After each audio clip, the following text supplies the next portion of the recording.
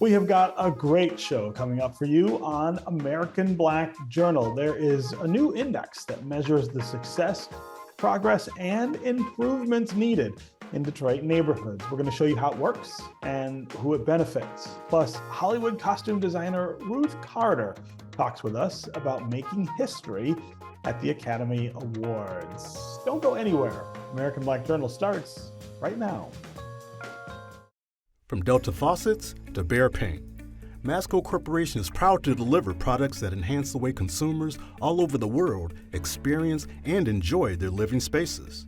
Masco, serving Michigan communities since 1929. Support also provided by the Cynthia and Edsel Ford Fund for Journalism at Detroit Public TV.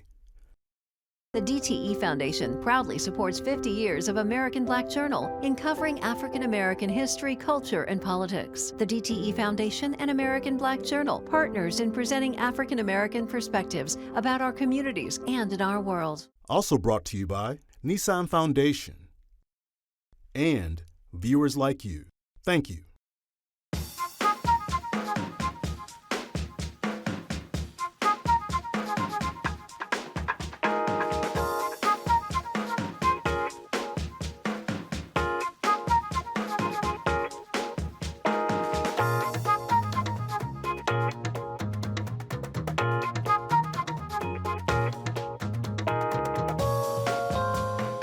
Welcome to American Black Journal. I'm Stephen Henderson. Detroit residents, community groups, and government officials have a new online tool available to help assess the strengths and weaknesses in the city's neighborhoods. This tool is called the Neighborhood Vitality Index, and the data measures things like residents' health, their feelings of safety, the neighborhood's condition, and many, many other things. The information is broken out by council districts. I spoke with one of the project's partners, Jane Morgan of JFM Consulting Group, about how this data is collected and how it can be used. So I'm really excited about this idea of being able to go someplace and get information about how neighborhoods are doing in the city. I feel like this is something we've needed for a long time. Tell me about the Neighborhood Vitality Index. Sure, thanks. And yes, you're correct. This has been really a long time in the making. It's something for me as a planner and evaluator that I really wanted to see Detroit have. Some other cities have had this for a while, but we have not. So the Neighborhood Vitality Index is really a community-driven effort. It was developed with input from community development organizations, funders, and others. I mean, lots of people over a period of several years. So this wasn't just something that was thrown together. We wanted to ensure that the voices of the community were reflected in the design of the Neighborhood Vitality Index. It's a tool that's designed to bring together resident experience, resident voice with some other community data so that there's consistently, and we hope on an annual basis, data that shows progress and change in Detroit's neighborhoods. Yeah. So that piece about information from Detroiters being part of this, I think, is so critical, because so much of what we see about the city, either media or data, I think, often comes from the outside. It's others' impressions about what's happening in Detroit. This is really aimed at trying to make sure that Detroiters can say for themselves, here's what's happening in my community. Yep, and not just Detroiters themselves saying this. We wanted to make sure that Detroit was driving the questions that we were asking. And so we started with, I mean, really hundreds of indicators and whittled them down, and then whittled them down, guided by input from community development organizations and other stakeholders, so that the questions that ended up in the survey, the resident survey, are the questions that are really reflect the priorities of the city. So that was unique also. Yeah.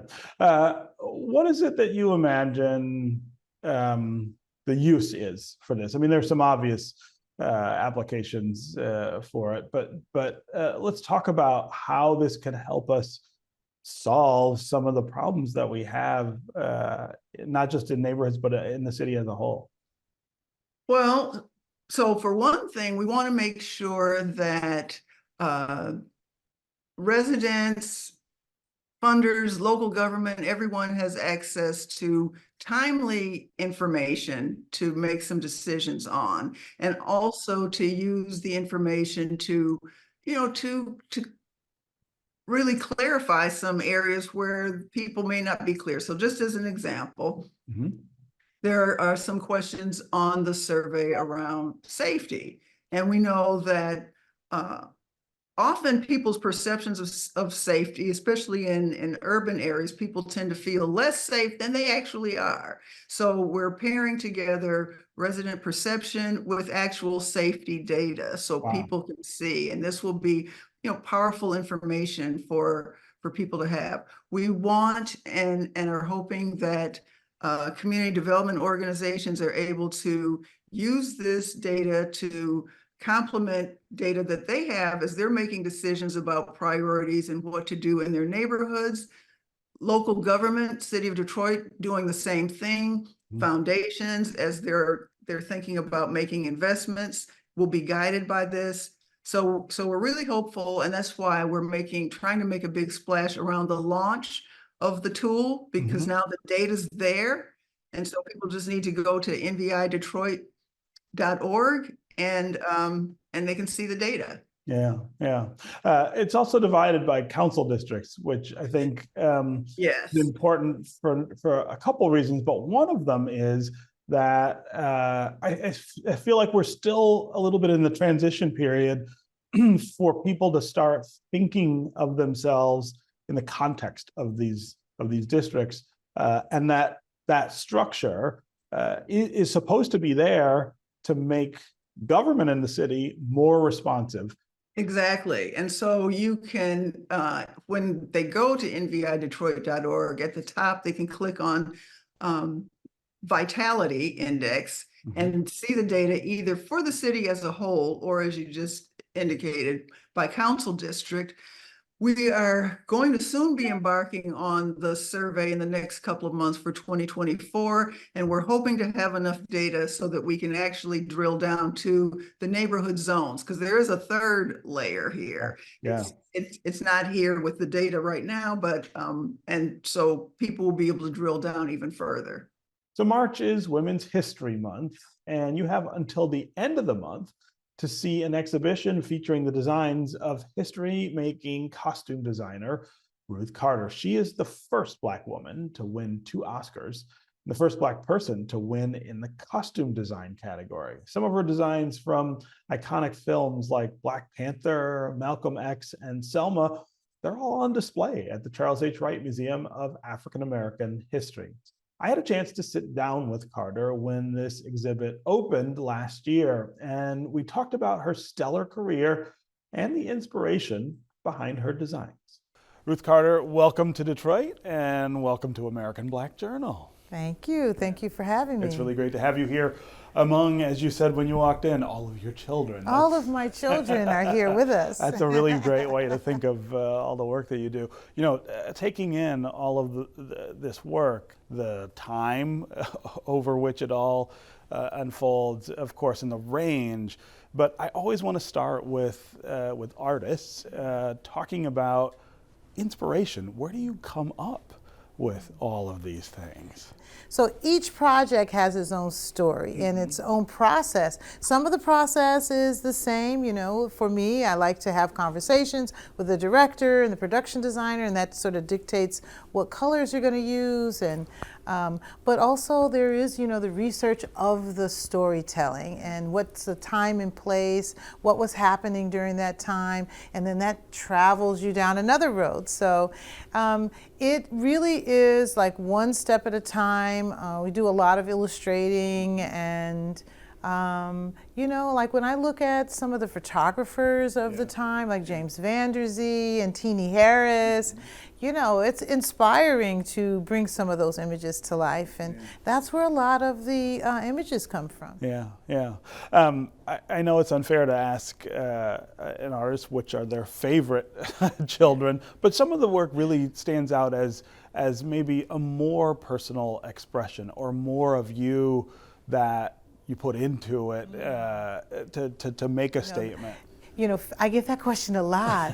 Favorites, you know, they're like my children. I can't have a favorite. I can't choose. But there are some that the whole experience was amazing. I mean, being in the desert at the pyramids in Egypt on a Spike Lee joint doesn't get much better than that. But at the same time, you know, learning about our journey from when we landed here, going through all of the different ways we clothed ourselves. And I didn't know that they had these special places on the plantations that were just dedicated to spinning cloth and sewing garments. And so that was exciting for me to, you know, to get into that. So, you know, every single one. I mean, of course, Black Panther being a very, very special film.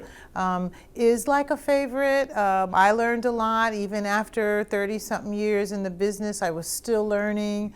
But, you know, Malcolm X was wonderful too. So it's hard to really say one. As soon as I say one, I think of another. Right, right. And again, the range of material here in terms of the story is so broad. I mean, clothing people for roots is really different than clothing people for Wakanda or for Do the Right Thing. But actually it isn't. It's not. Okay, tell me why. It really isn't. I have utilized the African diaspora on everything. On all of them. Okay. And sometimes it's the way we combine the colors.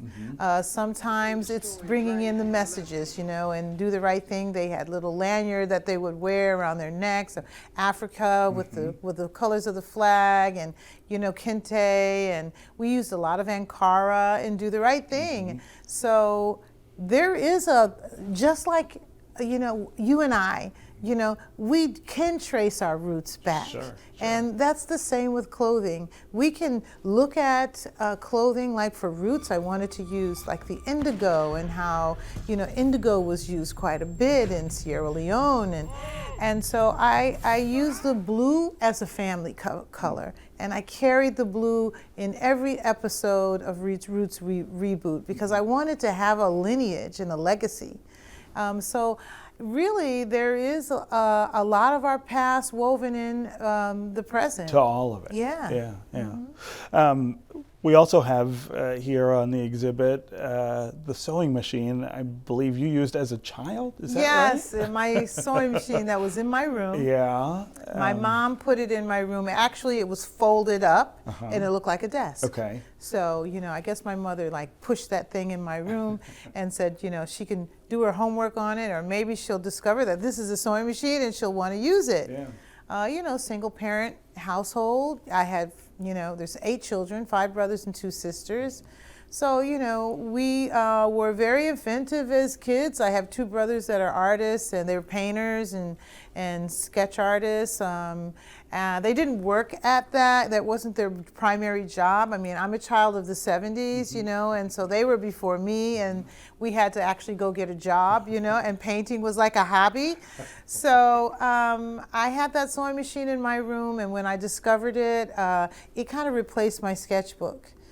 So I like to think that I'm the sum of my parts, that I had this love for sketching and drawing that I got from my brothers, and then I discovered this way of working with textiles and making art with the sewing machine. Yeah.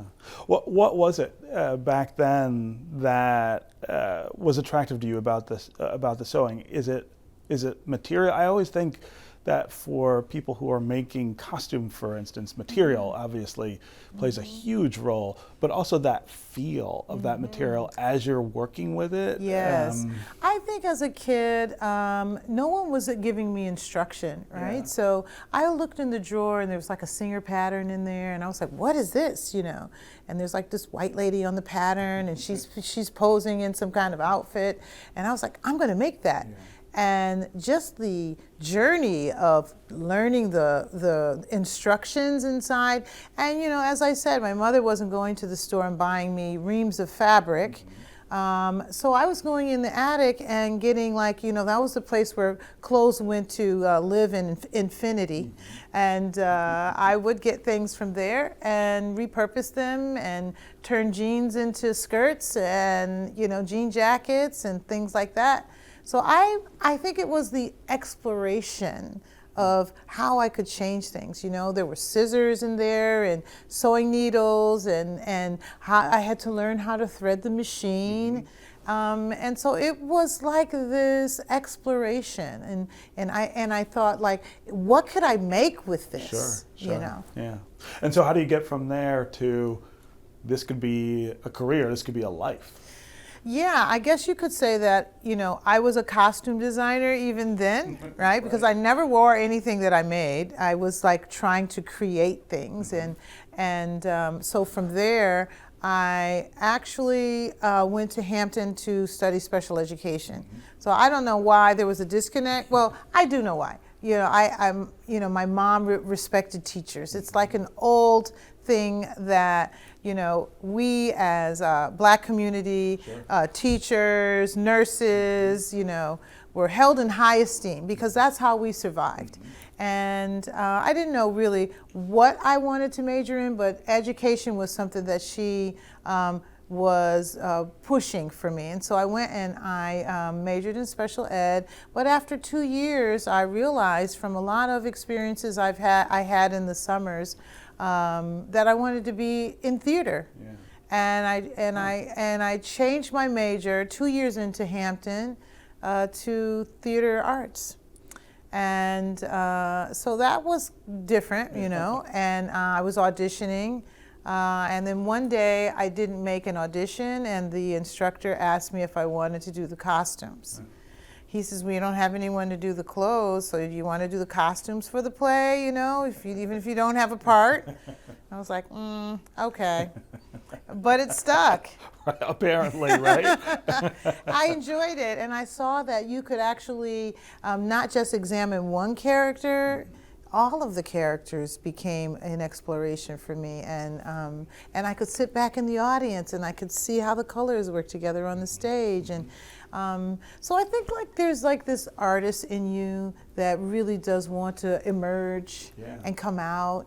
And it comes out in lots of ways. And for me, it started with sketching, and then it went to kind of playing with sewing machine and figuring things out to the stage. Yeah. In a lot of ways, I feel like when I'm watching movies, the clothing that the characters are wearing is speaking as much as they are, right? It's a part of their voice. It's a part of who they are. And I always wonder if the person who made the clothes is thinking of it in that way. Are you giving them voice through what they're wearing? Yes, that's wonderful and awareness, because that's exactly what we do. And you know, we're storytellers first. A lot of people want to, you know, put us in the fashion field, and even though we love and appreciate fashion, we're actually storytellers. You know, people think I got into this because I had dolls or I like Dior, and I do, but it was really like playwrights and poets that I learned about, and I could see the images. Especially with Black theater, and it was a way of me connecting to my community and really embracing, like, you know, the images that I could bring to life, that I saw at the Schomburg when I looked at the 1940s Harlem for Malcolm X. I was like, wow, I need to figure out how to bring these images to life. And I think that's what you see when you see these garments performing, because the garments are performing too. As well, right. So you are the first African-American woman to win 2 Oscars. I mean, just saying that is kind of Surreal. Remarkable, right? Thank you. But the work that took you to that moment is also really special. I mean, it's special to so many people. Talk about Wakanda. Yeah, well, I worked really hard, and you know, when I met Ryan Coogler at Marvel, I had amassed a lot of images on my computer in a Dropbox. I didn't know that once you got into the Marvel studio that you couldn't open things like Dropboxes. You know, they have a firewall. And I'm kind of a little concerned because I'm in an interview and I can't open the images that I collected over days to show him. And he was sitting there very relaxed, and now that I've worked with him on 2 movies, I see that disposition. I can remember this disposition, even though it was new to me then. He was very laid back, he was very patient, and he said, Ruth, I'm really glad you're here. I was a little boy growing up in Oakland when Malcolm X came out, and I remember it was a family environment in the theater. People are excited about the movie opening. I went with my family. I sat on my dad's lap and watched Malcolm X, and I remember as a little boy seeing the costumes. And when he said that, you know, what I was concerned about on that Dropbox was no longer important. That's not the issue, right? Yeah, and I realized I could contribute something to this young man. He had studied Spike Lee's work, he had studied, and consequently my work, and I felt like I really have something that I can give to this filmmaker. And so with that spirit, eventually I did get to show him everything that I had. But with that spirit of sharing and knowing that I was in a position to give him something, it made our relationship very strong. So I could walk up to Ryan Coogler on set and it would be welcome. It would be a welcoming feeling. It wouldn't be where I was afraid or intimidated, or, you know, sometimes that does happen in Hollywood. It was a family spirit, and you created a black world. We created this world together. It's a very collaborative field. Hannah Beekler was nominated and won also. You know, there's a cinematographer that's talking about the lighting. So the understanding of the whole thing is very important. So by the time it was released, the trailer came out, I was sitting there watching, and I immediately started getting like text messages and tweets and all kinds of stuff, and I thought, wow, this is really going to be big. And then there I was on the Oscar stage, and Spike Lee was in front of me. Oh, wow. Oh, my goodness. And part of my speech that I went off book was the very beginning, where I said, you know, thank you, Spike, for my start. Right. I hope this makes you proud. Right. And he leaped up out of his chair. So I felt I had such a special night winning that Oscar, not only being the first African American to win the Oscar for costume design, to have my mentor, Spike Lee, sitting right in front of me from the stage, and also to bring this Black Panther film, this, you know, African fictitious place of Wakanda, but this beautiful world of Africa, it's bringing it to life. It was the perfect film to win the Oscar for. And again, you can see the Ruth Carter exhibit through March 31st at the Wright Museum. That'll do it for us this week. You can find out more about our guests at AmericanBlackJournal.org, and you can connect with us anytime on social media. Take care, and we'll see you next time.